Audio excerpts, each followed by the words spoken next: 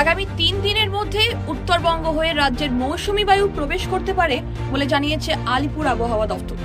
এর জেরে আপাতত সপ্তাহভর কলকাতা সহ দক্ষিণবঙ্গে বজ্রবিদ্যুৎ সহ ঝড় বৃষ্টি চলবে। মঙ্গলবার থেকে সপ্তাহে প্রায় প্রতিদিনই দক্ষিণের জেলাগুলিতে বিক্ষিপ্তভাবে ঝড় বৃষ্টির সম্ভাবনা রয়েছে। মঙ্গলবার বঙ্গোপসাগরে তৈরি হবে নিম্নচাপ, এর জেরে সুন্দরবনের উপকূল জুড়ে আসন্ন দুর্যোগের সতর্কতা। এর জেরে উত্তর বঙ্গোপসাগর উত্তাল থাকবে বুধবার থেকে। 35 থেকে 45 কিলোমিটার, সর্বোচ্চ 55 কিলোমিটার প্রতি ঘন্টায় গতিবেগে দমকা ঝড়ো বাতাস বইবে সমুদ্রে। আগামী 3 দিন মৎস্যজীবীদের গভীর সমুদ্রে যেতে নিষেধ করা হচ্ছে।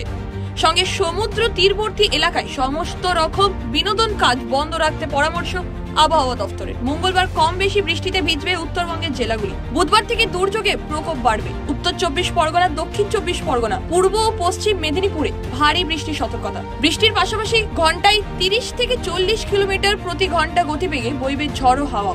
ব্যুরো রিপোর্ট, খবর বাংলা।